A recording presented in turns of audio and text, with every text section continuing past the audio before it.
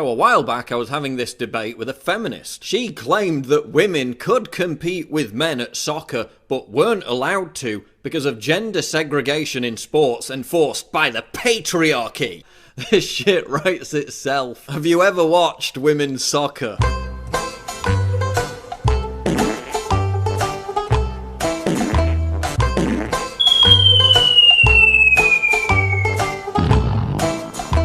Yeah, not noted for its high quality. Look what happened when the professional, international Australian women's soccer team played a team of 15-year-old boys. The 15-year-old boys team won 7-0. They called this a shock result. It wasn't a shock result. Even at 15, the boys were physically superior to a highly trained team of adult female professionals. Yet feminist blogs like this one claim that cultural biases are to blame for men outperforming women and that sex segregation in sports needs to be abolished. For me, it's patronising that women are treated differently, as if the only way a man can be competed against is by making things easier for women. Men being better at sports has nothing whatsoever to do with culture, society, or the patriarchy. Men are physiologically stronger than women, which is why they are significantly better at the vast majority of sports. It's basic frigging science. Oh no!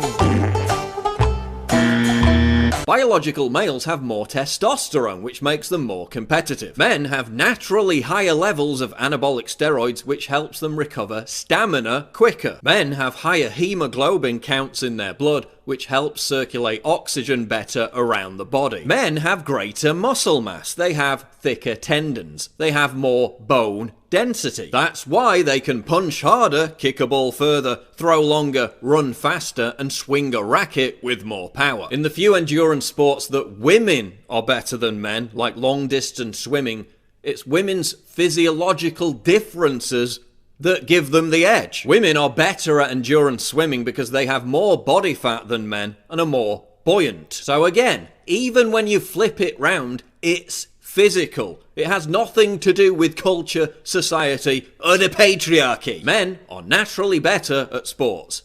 Deal with it. But there's such rampant misandry that feminists still refuse to accept this manifestly provable objective fact. They want mixed sports teams, which would just make everything shitter and less entertaining.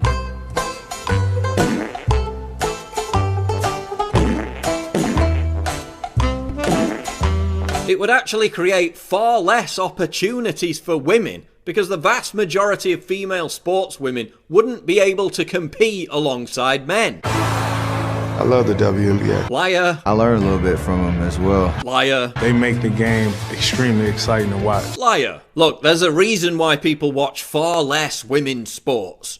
And it ain't the patriarchy. Pick up game. McCautry. She gave it a try. D-4 execution. What happens when male to female transgenders compete against women? They all completely crush the opposition. Transgender weightlifter Laura Hubbard, born a man, just broke a world record, beating her nearest female competitor by 19 kilograms. Runner Caster Semenya, a hermaphrodite with 3 times the normal testosterone than other women. She completely dominates them. Transgender MMA fighter Fallon Fox, born a man. After Fox defeated Tamika Brents, breaking her eye socket, Brents, herself a strong fighter, said, quote, "I've never felt so overpowered ever in my life." That's because no matter what gender pronoun you call yourself, biology is king.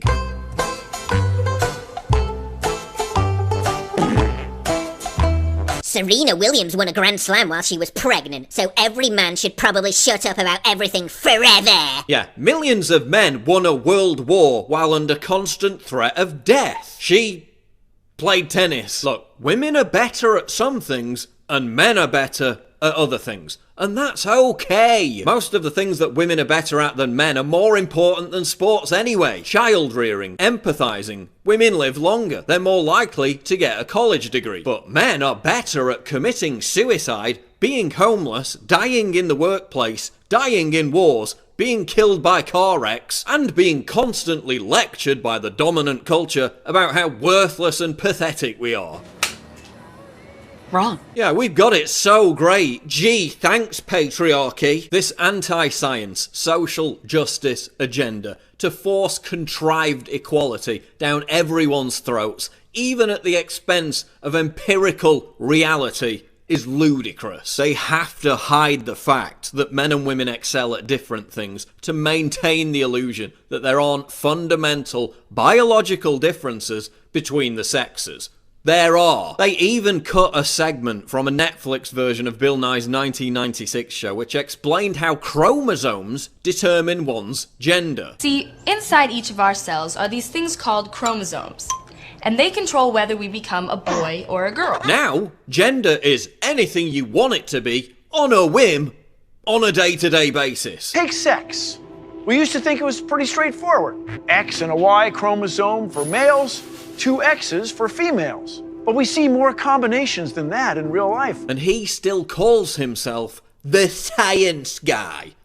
Let that sink in. The abandonment of proven science in favour of social justice gender hysteria is having real-world consequences. In places like New York, women who fail fitness tests are being allowed to become firefighters anyway, because they lowered the standards, literally putting people's lives at risk for some token gesture of political correctness. Look, generally speaking, men suck at some things, women suck at others. We compensate for each other's deficiencies. Listen, I know these are thought crimes, but I'm going to say them anyway. Men and women are biologically different. There are only 2 genders, and female soccer is terrible.